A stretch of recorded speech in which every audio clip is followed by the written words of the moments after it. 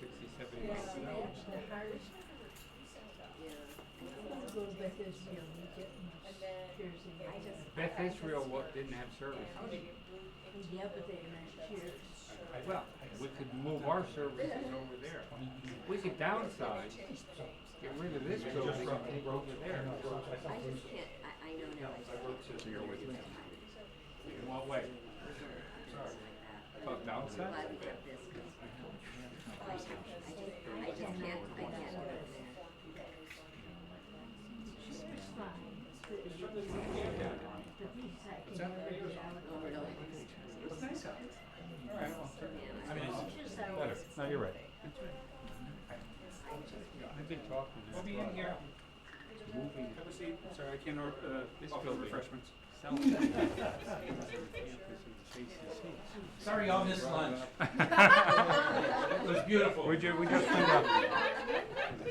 We all made it. I don't know what you were doing.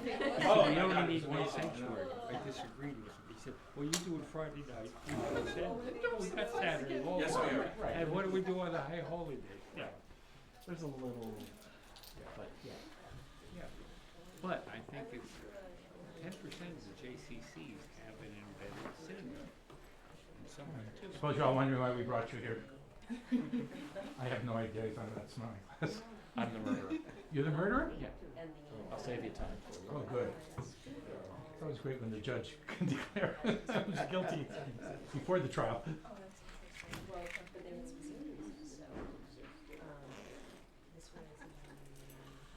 There's no one in the parlor with the pipe wrench.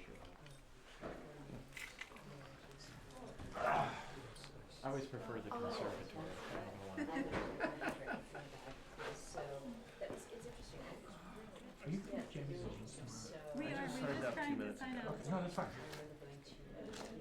I didn't even know if you guys were gonna have it.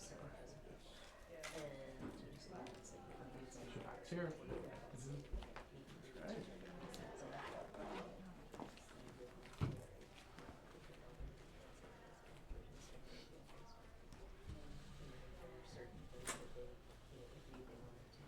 I assume tomorrow there will be food in this room. There will be. Lots of it. Augie asked for mac and cheese. Yeah, and it pizza. was Really? Boy, that's really. All right, let me change that menu. Oh, so the salad is now out. Yeah, sorry. somebody else in France. I wouldn't complain. I still like them. Yes, you do love the monster. Mixed faith marriages, and so it's just like we just. And those, You took my seat. I know, yeah. You want to switch? I'll sit next to you. I'm okay.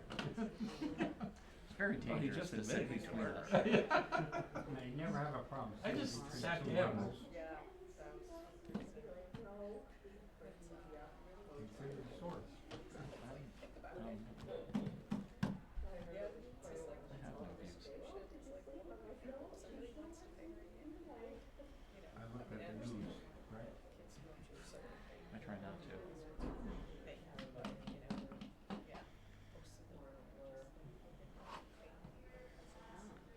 In about 3 more days, the hostages should come home. No, well, none of them are from Portland, so there's some from Portland, and then there's some from Albany now. Clock is ticking. All those marriages in Spain. Anytime. I'm sorry, it wasn't, but he's become observant since then, but of course, that's what it was. Yeah. It's very hard. Yeah. Right. Yeah, of course, we love you.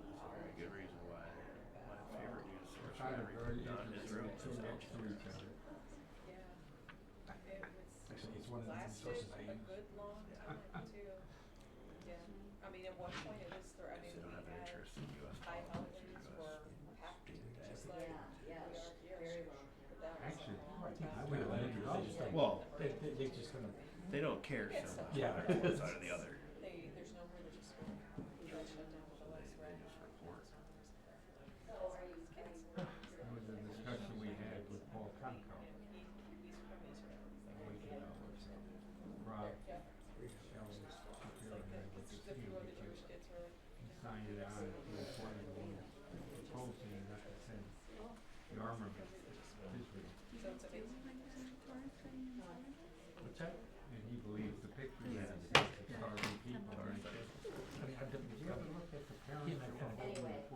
most of the time when Rob's not here, I do it. When he goes on vacation, we'll let him.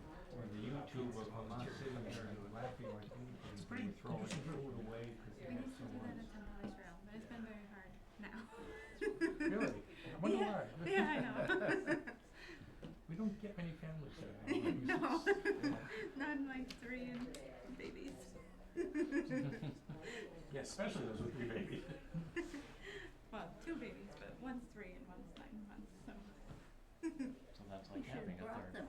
Pretty much. We're very daycare today. Although Augie might try to talk now. The Once he rabbi's warms up. probably rolling one of the scrolls back in the table. No, no, that's what He usually does that. The only thing for me is that there's only two. And the electrical that's, my sweetheart. He's thanking God that the Red Sox game got moved to 8. Who's thanking us? The rabbi? The rabbi. I know Thank you you, are God. too. Is that way, you know, you can watch it as opposed to, As opposed to what I did last night, right? well, as opposed to having Anne Marie.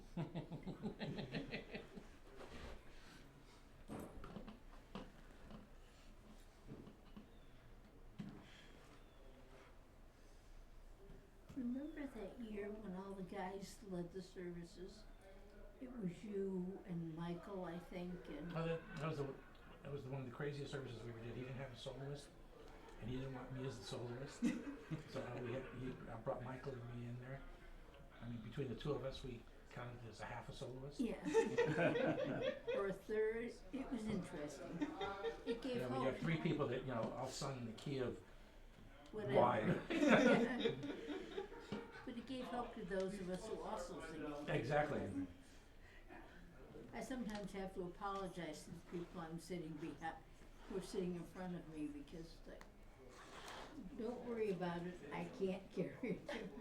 That's what I like about singing in temple. It doesn't matter if you're good at it. The point is just to sing with everybody. Well, I used to say I wanted to Apart have from my everybody own, directly in I was front of gonna start you, my or own behind you, or church, next to you. enthusiastic rejoicing. Drown them with the crowd. So for all the people who couldn't carry a tune, and the squeaky old ladies in the back and stuff, they could sing as loud as they wanted, as long as they were enthusiastic about it.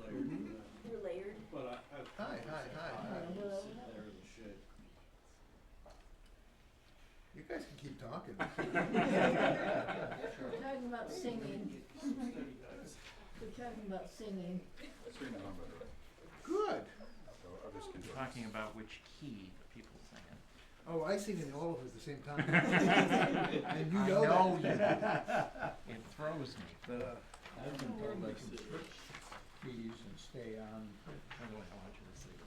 in the middle of, that's You when I sing? stop. Oh, no, you have taking No, playlist. I have a whole playlist.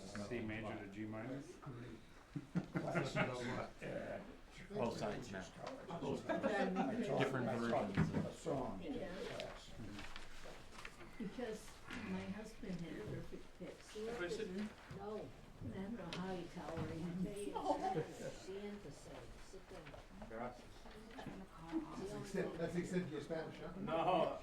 I took a Ladino class when I was in Baltimore. I always tell the story. I That's a took whole nother 30 years world. Spanish because I thought we were really in. Yeah. He came from Spain. This was the Okay. I've never seen a Ladino class offered. he talked all about his country. Yeah. He never done his country. So it was like a wasted year. And I was so upset because I thought I really learned. Yeah. His name was Senor Barbosa. Well, and they speak Spanish funny over there too. I'm gonna sit here. Did you want to sit here? Or? No, I have to face the camera. It is to Mexico, Somewhere is my, oh, there they are. closer than it was Europe, so that's why they said to do it. So I did. Didn't do me any good. How are you all? Everyone's holding up okay? Yeah? We're gonna go around the room real quick to say our names because not everyone knows everybody and, Okay. start with Brian. Brian, as far as we know, no relation Cutler. So I affectionately call him 2T because he Yes. spells color C-U-T-T-L-E-R. I'm 1T. Go ahead.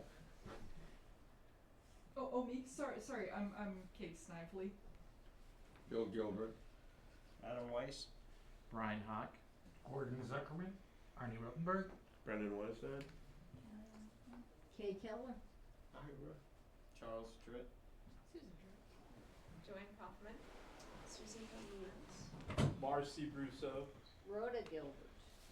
Herb Schwartz and Maura Schwartz will be here. And Kim Musan. And Kim Muson, and here comes Mark Gibbons. Here, Mark, here's a text. Okay.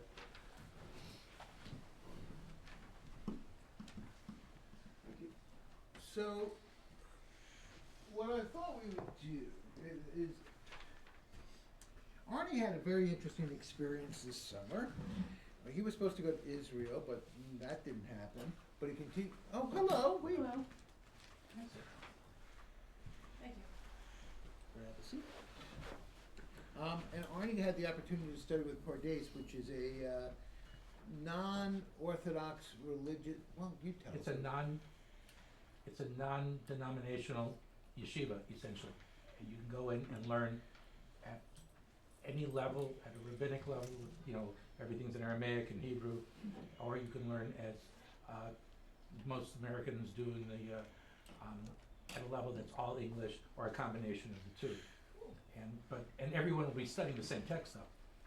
And the discussion is really good. You can I had it actually they had a course in New York this past week, and I was studying with a very Orthodox rabbi, a Hasidic rabbi, and a Reform rabbi, and it was really mostly about, did Moses have a home? And it was really intense. So I mean, that's the type of thing. I mean, it's really cool. Where did he get his mail? Divinely inspired. From the cloud. Well played, Marcy. You're right, Marcy, because he did carry 2 tablets. So, That's because he had a headache. so here we're picking up on this notion of how do we create discourse where we have differing perspectives, and we like to do the, you know what? Yeah, just bring a whole bunch down there. So we're going to take a look at this, and before there are a couple of different texts that we have. Well, the first one is a really interesting one. Anyone recognize the name Rabbi Menachem Mendel Schneerson? Yeah. Yeah. Okay, who is he? Rabbi. Did you go up in Brooklyn? Yes. Yeah, you ever see the car go by on 777? I met the Lubavitcher Rabbi. No kidding. No Did you kidding. give me one of the Lubavitcher dollars? I found it at the candy store. Yeah. Not a good boy.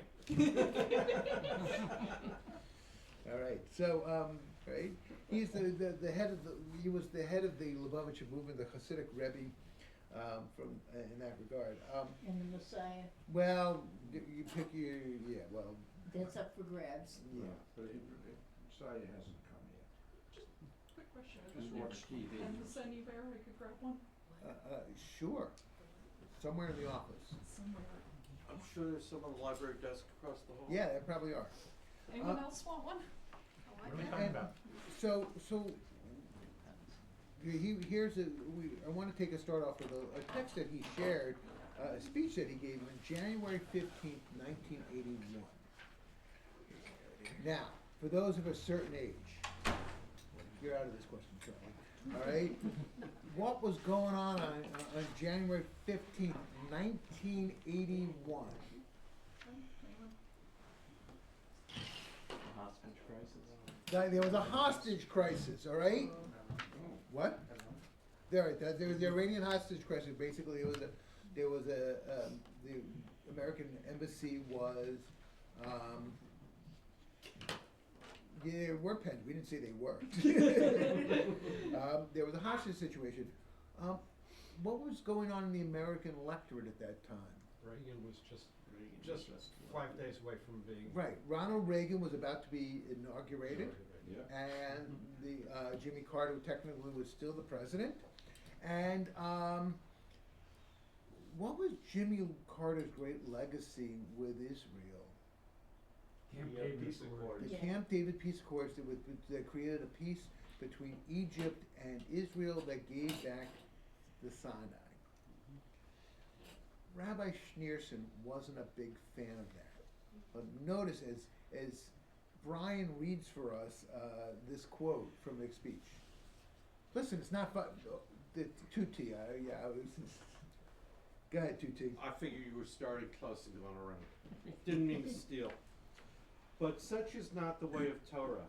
Notwithstanding any past mistakes, Torah bids us to be grateful, to acknowledge those good things which were done. In the eyes of Torah, to be an ingrate is a despicable thing, unworthy of any decent human being. And in the past administration, the outstanding achievement was the prevention of war. There were instances in the past 4 years which, but for the endeavors of the president, could easily have led to war. But not only did he thus save millions of Americans from the horrors of such a consequence, but in all probability the rest of the world. And for this he deserves our thanks and gratitude. We stop right there, all right? What came next, by the way, was a boom, a real, he was like, yeah, but this thing with Israel, and it was not a good thing. That's what his attitude was. All right, so tell me about gratitude. Based on Rabbi Schneerson's teaching, what do we know about gratitude? What is it? A feeling of thankfulness. Thankfulness, all right? And where is it rooted? Torah. In Torah. All right, keep this in mind. How does Torah demonstrate a sense of gratitude for us? We got the land. Okay, there's landedness, all right? Freedom, Right. freedom from slavery. Freedom from slavery. Right? I want us to play with the word chosenness for a second. But, not chosen as in like we're better than they are, nana nana boo boo, all right? But more in a sense of chosenness, of uniqueness. How that plays out in our lives is a very important understanding. Right? How many sons you got, Susan? 3. 3. Got a favorite?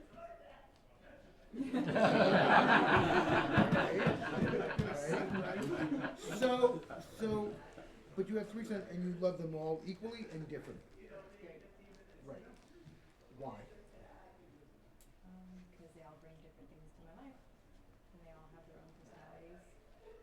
Right. There's a uniqueness to each human being, and therefore, when we say loves our children, there is this sense of they're different, and therefore the way we manifest that love is different. In our lives too, we have to understand this notion of chosenness. That means it's not separating us, saying we're better than you are, nana nana boo boo again, because of the sense of there's unique. So, what makes the uniqueness of ourselves worthy of being loved? Take a look at it. See, I always know when I get a deep sigh from a psychologist that I asked a good question. Go ahead, Dr. Gilbert. Oh, it's a very good question. I don't have a good answer for it. Because our uniqueness affects other people in unique ways. Keep going. And in some cases, I would reach across the table and say that deserves a hug, except that was before COVID. And in other cases, I would say I would not respond at all to someone, or I might say, excuse me, and walk away. And often it's not because of anything I can put my finger on as exactly why that happens. So it's interesting. The mystics, the Kabbalists, have this great interpretation of for Pesach. You're supposed to put the blood on the doorpost of your house. right? That's what happened in Torah. We don't go around doing that. We'll sell buckets of blood and say, go please do this. We changed that. But what the Kabbalists would say is you would put them on the two doorposts and the thing on top of the lintel. Thank you. That's the English word. All right, in that way, and they would say, well, this represents Abraham, Isaac, and Jacob, and Chesed, Gevurah, and Tiferet. This sense of kindness, of strength, and being able to see splendor in the world. And the Kabbalah says, since we don't go selling blood to throw on your doorpost, what we have is a mezuzah. You put a mezuzah on your door, and when you walk through it, you view it as a portal. In fact, you should kiss it when you're coming and you're going, as a reminder of a mindfulness of God's presence. But if you take for that, you walk in, and it's a mindfulness of how you're showing up, right? All right. Susan has 3 kids, all right, 3 sons, all very different. She's walking into one of their bedrooms. She has to take a second. This is Charlie's room. This is not his brother's room. I know that I got to talk to Charlie this way. This is what and there's a mindfulness when you go in. All right. All right. She goes to another son's room. This is not Charlie's room. I'm gonna, it's being aware, and therefore there's this cognitive understanding that comes with entrance into a space and how you want to show up. You see, go ahead, Arnold. I was going to say the Schneerson was very famous for telling the positive parts of Torah, because he believed that's how people should, everyone should live in a very happy, not necessarily happy, but in a very positive world. Yet it's interesting, in not this week's Torah portion, but the entire book of Deuteronomy or parts of it, Moses tells us not to forget, or that we're forbidden to be ungrateful. We have to constantly look at you can get too caught up in your life, you can get too based, like, oh look, I already have everything, I have a family, I've got a nice house, I've got a nice car, I've got a nice job, and therefore you lose your ability to be grateful because you just take everything for granted. Add to it one of the attributes that we're supposed to, in the Amidah, the 18 daily blessings, as part of the Tefillah section, one of them is Modim. We sang it this morning, Modim anachnu lach, we thank you. There is a sense of gratitude, all right? And it's also that's there. Yes, Mark. That sparks with in the morning, right when you wake up, you say Modeh Ani, grateful am I. Mm-hmm. Right. I'm awake. I've been restored. I'm here. So the notion is that when you wake up in the morning, as you put your feet to the ground, you're supposed to say Modim anachnu lach. And the first thing that's there is that the construct of the Hebrew starts off with gratitude. Hoda, like a modim, a thank you. And then the notion is that God has restored, shechecha zarta, that has breathed something into you to restore your soul. All right? Maybe you need to have modim anachnu lach after you have your first cup of coffee, and then you'll be more grateful. But you're supposed to have this sense of something's being returned to your existence in order to give you a mindfulness, a clarity to do things. It gives you your soul back. Your soul is returned, or you're becoming more aware of it.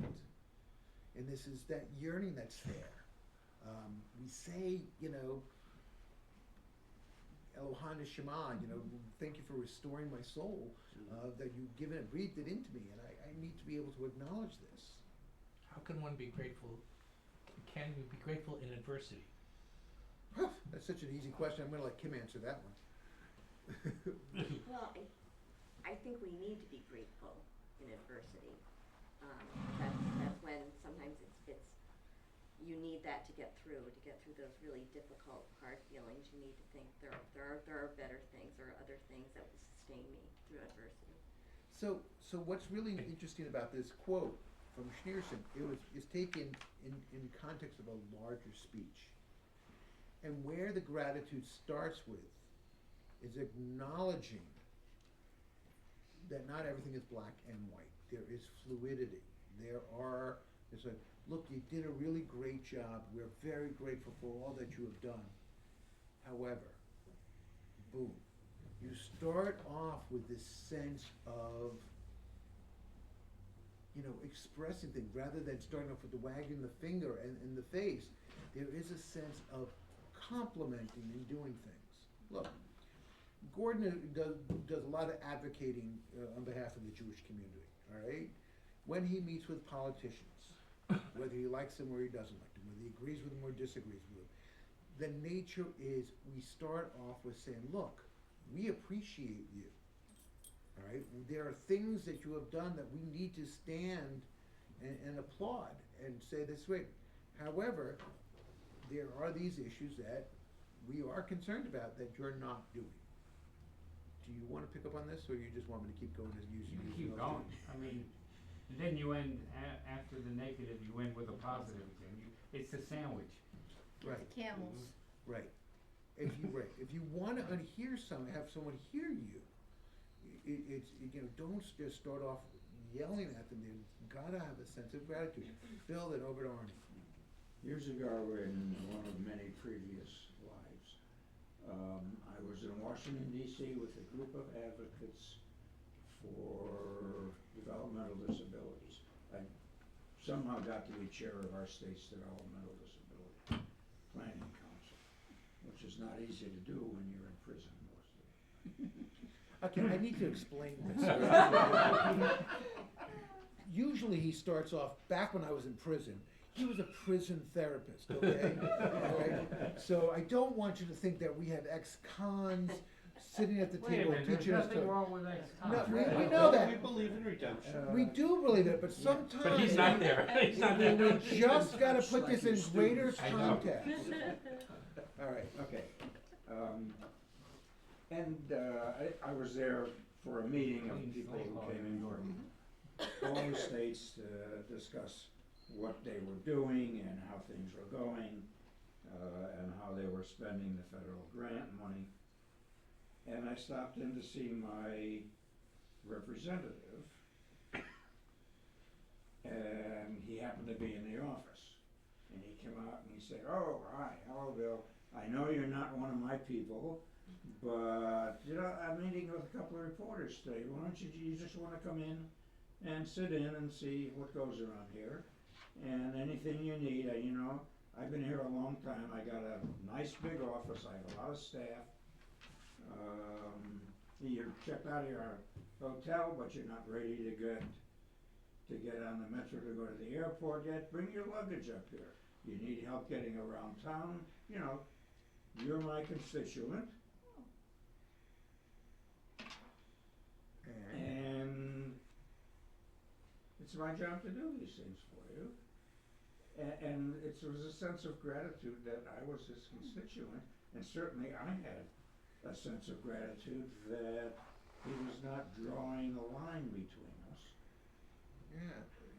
Justice Scalia and Justice Ginsburg, both of blessed memory, were on the opposite end of the political spectrum. They were probably the bestest of friends of justices on the Supreme Court. They shared a love of opera, all right? And as a result, they spent time, they had dinner together, they socialized together. There's a way, here's a buck for you, to disagree without being disagreeable.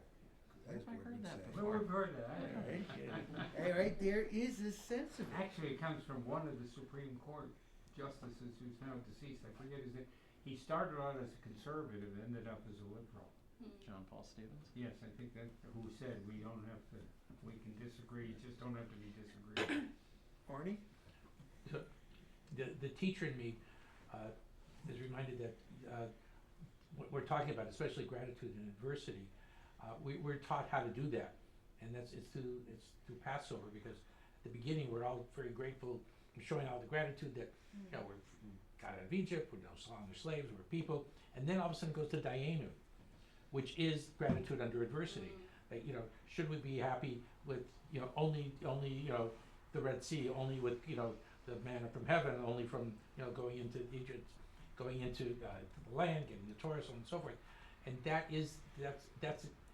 that's this lesson in how, in kind of like how to do it, very basic.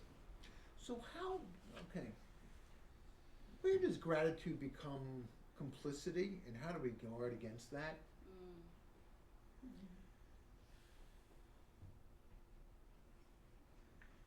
Boy, stumped. You know, Brian, remind me to play poker with you because you have the best poker face, right? Go ahead, Kate. You have your hand up. So, one thing, so when I was a kid, reading lots of kids' books, and as kids' books often do, the parents are not always good people, so that, you know, the kids can do their own thing. I think that's a common theme in kids lit. But an abusive parent in kids' books would say you are so ungrateful. The idea that gratitude is owed, I guess, instead of being freely given. And that always rubbed me, like, you know, if you think that, you know, you owe gratitude, just, I think, because of how things are. No, I think gratitude does have to be freely given to be meaningful. Okay. So it's important as we understand this conversation, as we're moving through gratitude and how not to let it be complicit and empty. We have to start with a mindfulness, right, and an awareness. Look, Judaism tells us that you're supposed to recite a bracha before you act. Right? It's not after the fact, it's you beforehand to frame it as a sacred endeavor. It's the same way when you walk into the room with the mezuzah, there's a mindfulness, awareness that brings us in there. And sometimes there's cognitive dissonance. There is that sense of, yeah, this is really good right now, but it's not always that great. All right? I got a confession, all right? There was a sigh of relief when the United States bombed the Iranian nuclear sites. Okay? Why? Do I wish the death of Iranians? No. But for years, I've been hearing and fearing a nuclear weapon in the hands of someone who says, I want to get rid of Israel. All right? Or, you know, it just was scary to me. And yet, there was this cognitive dissonance of like, you know, Shalom Rav, great peace, Sim Shalom, grant us peace. Yay, we bombed somebody. Ooh, is there cognitive dissonance there, and how do we deal with it? Well, do I have to, if I call on you, do I have to give you my insurance card for billable hours? Go ahead, Bill. Cognitive dissonance, as it has been studied years ago, I don't know what's happened in the research for the last 50 years, 45 years, whatever. It's usually resolved by saying, I made the right decision anyway after all these arguments and all my second thoughts about it. We have to resolve it by saying, I did the right thing anyway. Nice. Okay. There's a lot of hands, so I'm going to go around the room, starting Marna, and then Susan, and then over to Kay. I think it's important to speak to charge, like your energetic electrical charge. And when there's anger, fear, any big emotion, there's charge. And the truth is, if you direct that charge toward anyone, it's probably not going to get you what you want. Because the natural response to charge being thrown at you is to close down and become defensive. So I think part of why it's imperative to pray before action is to take responsibility for, manage, and metabolize that charge. Martin Luther King said, "You will have no moral authority with someone who can feel your underlying contempt." And what that means is, if you say something, I'm so grateful, da-da-da-da, and even inside you're feeling like, oh, this son of a bitch, you know, they're gonna know that, they're gonna feel that. Because I believe on some level, everybody feels everything anyway. And so if they're feeling that charge, they will respond defensively toward you no matter what came out of your mouth. So how do you be grateful without buying into the complicitness? I think is having an understanding of your moral connection to yourself and the world, and being able to metabolize your charge so that you can communicate clearly, and remember that it's not a zero-sum game. There's very few people who are inherently 100% evil, so where is the goodness in them? People respond to you in the level that you communicate with them at. So if you connect with yourself and your goodness, and you're open to connecting with them and their goodness, and whatever it is that you both want or believe in, then maybe there's a game and a creation together. Thanks. Well said. Susan? I was just going to say something very basic, which is it's rare for any event to be wholly good or wholly bad. And in terms of gratitude, something very painful can happen, but there's the possibility of growth out of it. You can be grateful for the growth without being grateful for the difficult event itself, right? So I don't know that it's necessarily cognitive dissonance, maybe it is, but it's an acknowledgement that most of life is difficult, and good can emerge from difficulty, but it coexists with it. I want to hold on to this comment, and we're going to get back to it in about 3 minutes, because this is really important. Okay? It's kind of like The Godfather, though. He does you a favor. He gets you out of trouble or whatever. But he will expect something eventually in return. And do you want to do what he asks? Because you're afraid of him or whatever. Are you willing to do an evil deed because he helped you out with buying a car or something? I think one of the most important parts of it is to live with this sense of non-absolutes.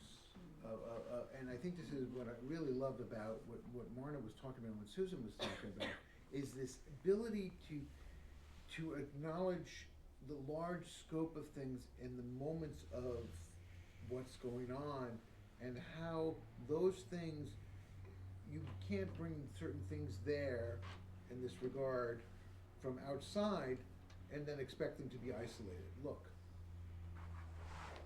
I'm not a guy who likes war. All right, so the bombing of these places, they killed people. I don't rejoice in it, but I understand the necessity. And all right, I didn't want to get political, but I don't always see eye to eye with the president. You're surprised, all right? But so therefore, it's like, but there are times that I have to say it's important that there are steps to be there. Look, for years when there was other people in the White House who refused to do this step, it was challenging. Gordon?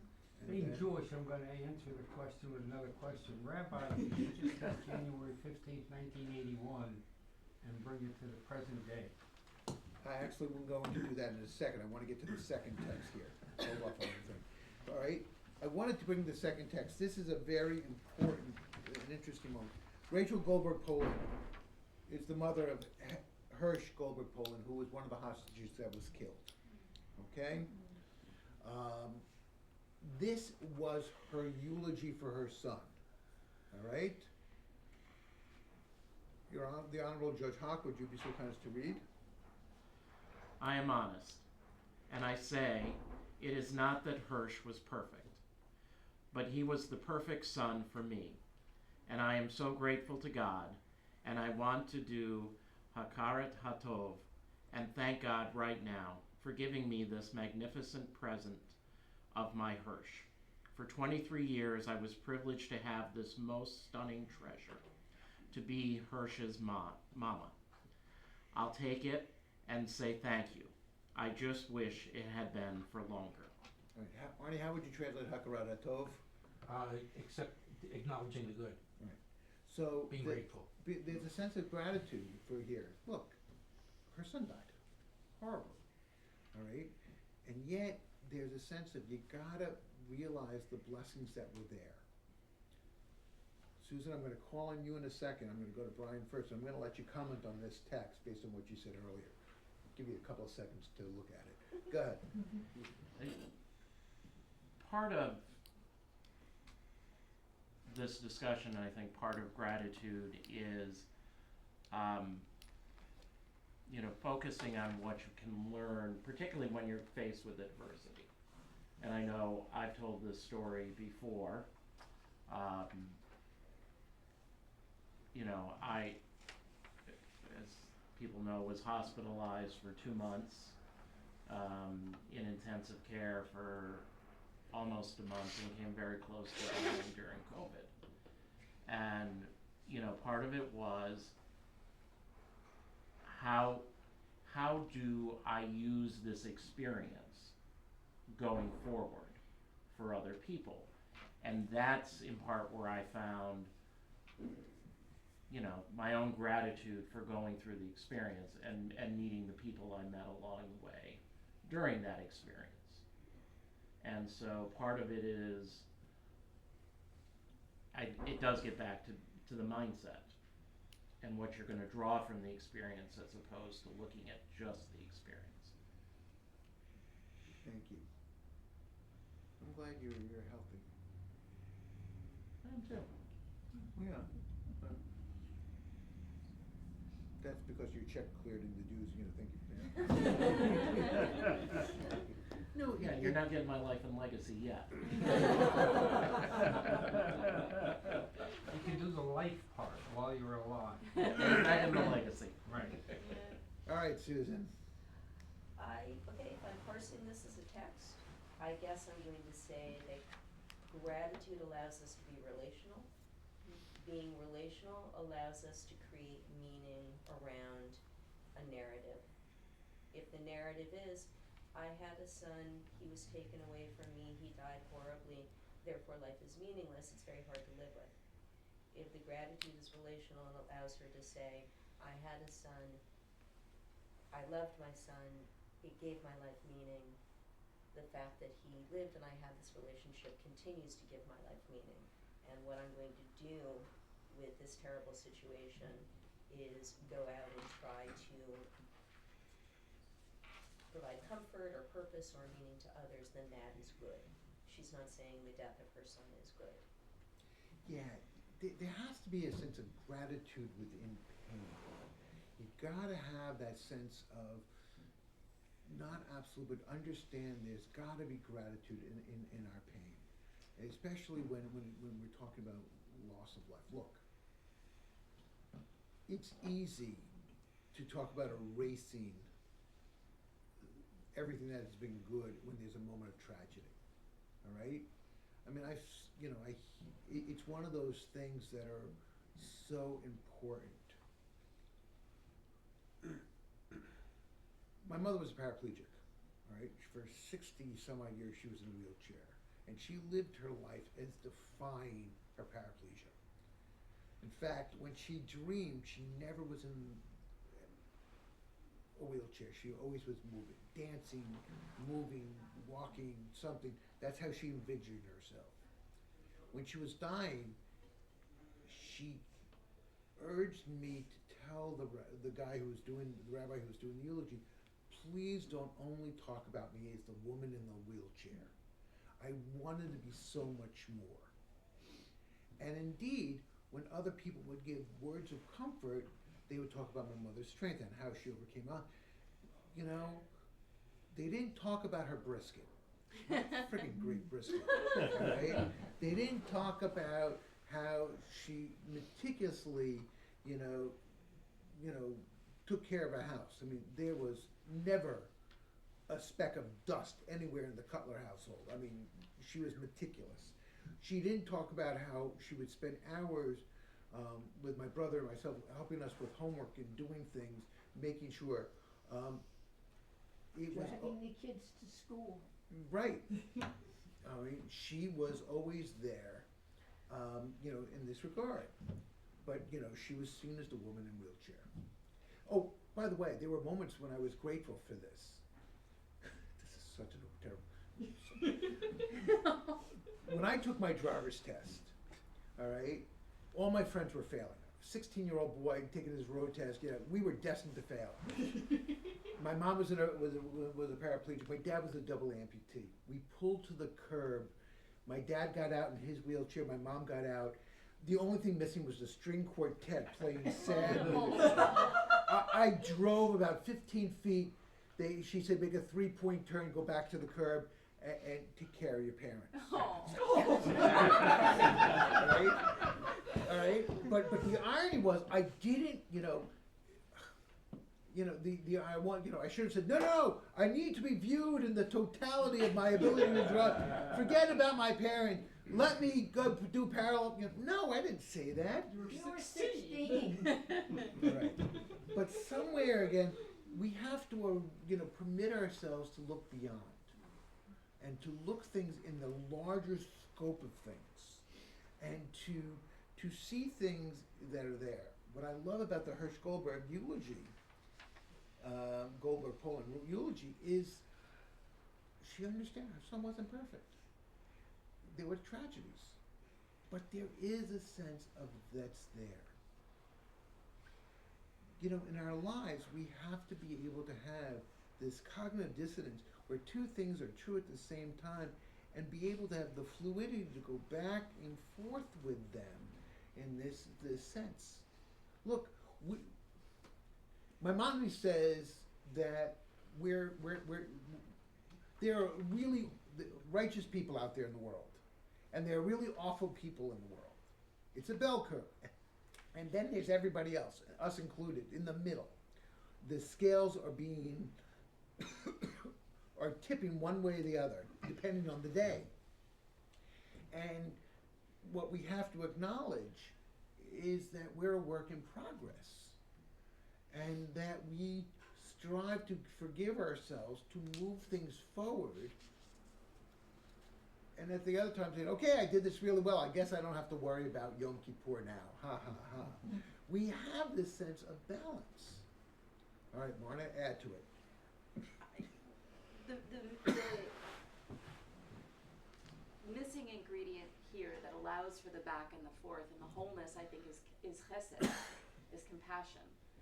I think that sense of compassion and heartfulness and, the forgiveness, of course, allows us to go back and forth and be like, well, this is true and this is also true, and we're just human, you were just 16, and it's all okay, we're all doing the best we can. And I think that is a really important ingredient, is to bring in and ground, through the prayer, through the mezuzah, that chesed, that heartfulness, as many times a day as we can. Yeah. Absolutely. Go ahead, Kate. It's a practice. Nobody's going to be great at it when they're 16, but it's if it's Except you. if it's something you are consciously practicing, it is something you get better at. Probably the past few years, I've just found myself accepting the fact that many conflicting things can be true at once, and I've found a lot of personal growth in that, and it's been kind of cool to just observe that in myself as it happens. And I'm not a master, not great at it yet, but getting a little better, and that's cool. This is really interesting, because what I found fascinating, what Kate said, was the ability not only to judge the self and give mercy to the self, but also to have the fluidity of presence. I'm stuck in the middle of this. I can step out of it and really look at my growth. That it kind of goes this way and this way. There is this important to hold the self accountable, but also to have mercy. Look, there's a Hasidic teaching that talks about the fact that the shofar is supposed to mobilize. And one of the entities that are to be mobilized is God. That through the sounding of the shofar, the tekiah, the shavarim, the truah, the tekiah, God hears us and moves from a kisei shel din, a throne of justice, to a throne of compassion. That, you know, if we were going to only have justice to be rooted in, most of us would be doomed, all right? But we get a second chance. We get this sense of rachamim. And this is an important quality. Okay. Reb Deb had foster kids. Now kids get into foster care not because they have the best homes, but she always told these kids, your parents did the best they could. And I thought that was wonderful. To view your family, even if they weren't perfect, leave it to Beaver family, they did the best they could. And, you know, Hold on one second, Charlie, remember that, okay? I mean, my parents weren't exactly great, but looking back when I heard that, it was like they did the best they could. So you can't sit and snarl at them all the time or go, woe is me. It's like they did it, they did the best they could, and you move on. Yeah. Adam? This all kinds of reminds me of the phrase Gamzu Latova, this too is for the good, where when things are going on, they're bad and they're not really good, we don't always see what's really going on. That after a while, later on, when we can look back, we can then appreciate that maybe there was something good that came out of even a bad situation. Perfect. Now, this is a great lead into the third text from the tractate Avodah Zarah. Because it has a funky name in it, I always yield to Kim to read the text because, you know, let her try to go with Antonius. Oh, thank you. Many a time Antoninus sent Rabbi gold dust in a leather bag filled with wheat at the top, saying to his servants, carry the wheat to Rabbi. Rabbi sent word to say, I need it not, I have quite enough of my own. And Antoninus answered, leave it then to those who will come after you, that they might give it to those who will come after me. For your descendants and those who will follow them will hand it over to them. Keep going. Every time he called, he used to attend on Rabbi and wait on him with food or drink. When Rabbi wanted to get on his bed, Antoninus crowded in front of him, saying, get onto your bed by stepping on me. Rabbi, however, said, it is not the proper thing to treat a king so slightingly. So Antoninus said, if only I would serve as a mattress for you in the world to come. Once Antoninus asked Rabbi, shall I enter the world to come? Yes, said Rabbi. But, said Antoninus, it is not written, there will be no remnant to the house of Esau? That, he replied, applies only to those whose evil deeds are like to those of Esau.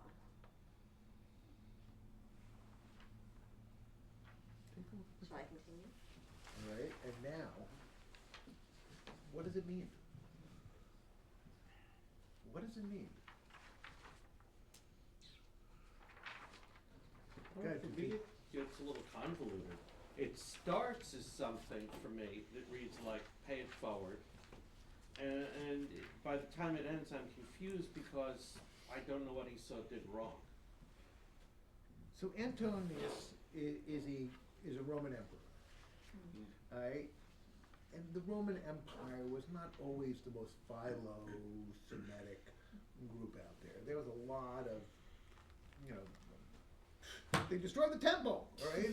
There's a lot of, you know, terrible things through the legislation. But here he is. He's giving deference to a Rav, to a rabbi, okay? The emperor shows deference, all right? First, it's harder to find. It's like, here's a bag of wheat with gold at the bottom. I don't need it. You know what? You may not, but somebody else might. Just be aware of it. And it's hidden.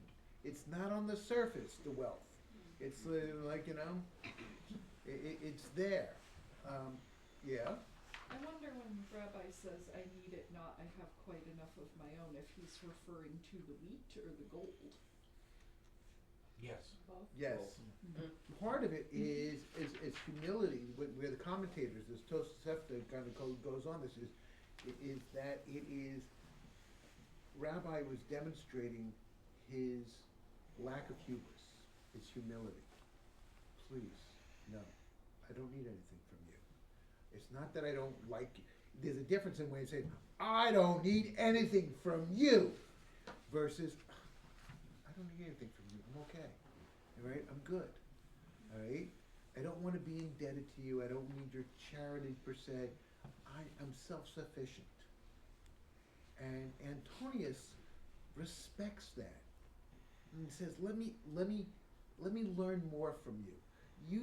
Use me to step up into your bed. Let me use you to bring you comfort.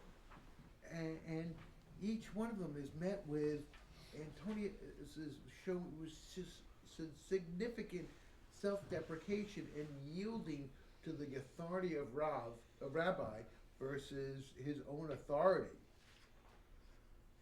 He humbles himself. And when he beats himself up, when he self-deprecates, he goes, I'm not worthy in the world to come. I'm a descendant of Esau. Rabbi says, no, forget that.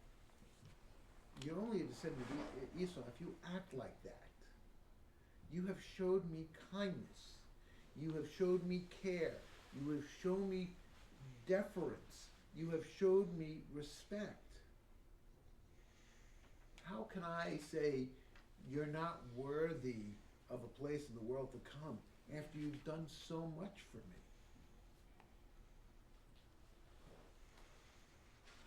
All right, I'm going to go first to Adam's kind of, this is for the good, all right? There is that sense of self-awareness that's important to understand.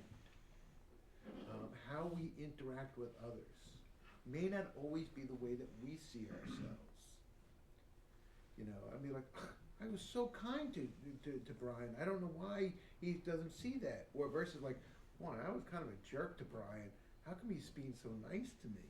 It's in the perception of how we affect our lives in another's eyes that makes a difference. And that is a key part of our gratitude. It's not doing so for this. Look, Rabbi Israel Hopstein, who's known as the Maggid of Kosnetz, it's like, Teshuvah is not about turning and saying, I'm sorry, and being granted forgiveness. But rather, it's the love that emerges in your Teshuvah process that's the real reward. All right? When you realize, when you're turning, I really hurt you, and why I realize that it's so painful is because I love you so, then we understand. It doesn't matter about forgiveness and this and that, and whether we get a place in the book of life, and it's what emerges. This is also for the good. Oh my God, I got many hands. We're starting here, and then Arnie. Go for it. Babylonian Talmud, Avodah Zarah 11a. Oh no, I thought you had a comment. No. Oh, okay. I don't know the larger context here. Was Antoninus trying to buy indulgences by treating the rabbi nice? What was his rule like? How did he treat others? That was my instinct, and that's probably my biggest character flaw. What? Is why? Why are you being so kind? Is it specific to the rabbi? What's the motive? Is it Right. We don't know his motive. We don't know that Antonius was one of the kinder of the Roman emperors that came in the post-temple period. There was a time about 100 years after the 150 years after the destruction of the temple, that they permitted start building the third temple. It lasted for 4 years. All right. There is a sense of, there's all this destruction, there's all this suffering. We've conquered you. It could have been so easy for Antonius to go, "Ugh, you know what? You don't, you, I don't, you're like a bug at the bottom of my shoe, all right? I already conquered you, you're worthless to me." But here there was a sense of seeing goodness in Rabbi, specifically Rabbi, as a counselor, as an advisor, as a teacher, as a friend. And that wasn't always necessary in the power dynamics of the Roman Empire, was something that was done. So, yeah, we take this out of a historical context, but putting it into a greater historical context, it's even the more so that you see that this emperor had this kindness and deference to somebody who's there. Thanks for the context. Yeah. All right, this is. I was coaching a staff basketball game once. Not coaching, reffing. I missed a flagrant foul, and the guy cursed me out under the boards, and ran down the court cursing me out, and I blew the whistle and I said, "Technical foul." "For what?" I said, "You use my title. If you're going to say F you, say F you, Rabbi, okay? I want you, it's important, you know." And he's like, "Oh, I'm really sorry." No, it's important because I was wrong. I missed this call. I should have called it. All right? So you are right. You probably weren't right to use that word, but there was a sense of calling it out. And in my title, I need to hear that. Now, please don't go around saying it to me all the time, okay? It was in a context of understanding what our vulnerability and lack of perfection and lack of there, and this is what's essential. And that's really important for us to comprehend. How we act to others, it changes as we look at that situation. Arnold. Just going back to the Shuvah concept, if someone comes up, if you go up to someone Erev Yom Kippur, like last night, and say, "I'm sorry for what I did," the question is that, are you really sorry? Because you've waited till the absolute last minute to do it. But that Shuvah really takes a lot longer, that you can't just wait till Erev Yom Kippur to do it. You've got to literally start, you got to walk up and say, "I'm so-and-so, I really screwed up, I'm really sorry," whatever it happens to be. But if you try and do it really just at that moment of Yom Kippur, is it real? Are you just trying to do it so that I can get a good signature at the end of the day? I'm looking out for me, not you, type thing. Intrinsic motivation. Bingo. And that's the last text. The Lord said. Susan, what did you say? I didn't hear it. The intrinsic motivation. Yeah. And here it is. The Lord said to Rivka, "There are two nations, Goyim, in your womb." And said Rav, Judah, in the name of Rav, don't read it as Goyim nations, but Gaim, as in the Lord's. This refers to these two guys, Antonius and Rabbi, whose table were neither lettuce nor radish nor cucumber was ever absent, either in summer or winter. That comes from a farmer. All right, that was pretty impressive, right? Cucumbers in the winter, I mean. Don't let the truth get in the way of a good story here, lady. All right. But yeah, the notion was, what did you say? Pickles. Adam said pickles, he's right. Pickles, yes. Greenhouse. Greenhouses, yeah. The farmer has found now an answer. Right, but this is, notice what's here. It's like, don't look at it as division, but look at its humanity of individuals. People worthy of respect. And so much so that they had the ability that regardless of their status, position into the society, there was always things on their table that could be eaten, whether it was in summer or winter. There was always a place for another. All right, it's getting to the point where I gotta get ready for children's services and family services in a couple minutes. Where are we going with these texts? Part of it is to understand the cognitive dissonance that exists in our world, and to be mindful of that when we look at big pictures and small pictures, to bring things in there in a presence that will say the good, the bad, whatever, how we respond. and not always approach it with judgment, but with more curiosity of why we act and how others are. Yes? Can I add one more thing to that? Sure.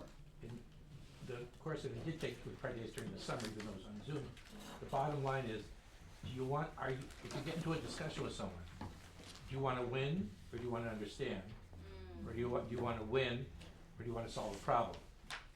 If you want to, understand or solve a problem, go for it, talk to the person. If all you wanna do is win, stop the conversation at the beginning. Have a meaningful fast. See you guys in a little while. Thank you. Just don't agitate my elephant. Just don't agitate your elephant. Actually, I sent that to my teacher. She's gonna use it in her next grade. I gotta send it to all of us. I agree with you, I still don't understand. We don't understand that.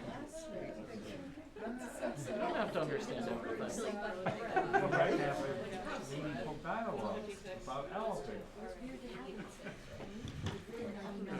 I was doing a teaching before the other day on this whole subject, and part of the teaching is if I feel agitated, so if you want to class back, that's sort of like the elephant wants to charge ahead. And what you need to do is you really need to be the driver on top of the elephant so he's steering.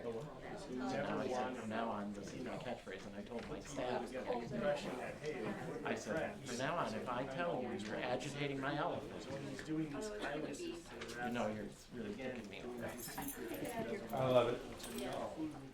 Regain your balance in a different way. That's why Megan and I did. I don't either, Not to win an argument. Friendship is, and I didn't bring it up because I don't try not to be powerful, is that if someone gets, or helps you to get Oh, elected, you gotta go fishing with my granddaughter. how beholden I are lived you to with them? my family during the 1980 election. Was My mother was very much for Jimmy Carter, dinner with Cynthia. and my father was very much for Ronald We're Reagan. laughing Yeah. The whole bunch Feels around me, like a portal. except me at the conservative end of the table. Partly because if you go But the background, somebody mentioned it and we laughed because I said, yeah, but Muslim Brotherhood of I World can War hear is how you going to feel. have People the do. So, when was your Couldn't agree with them, but Mossad and the CIA were not I mean, one of them actually graved This is about the closest that I remember it being. immunization. Menachem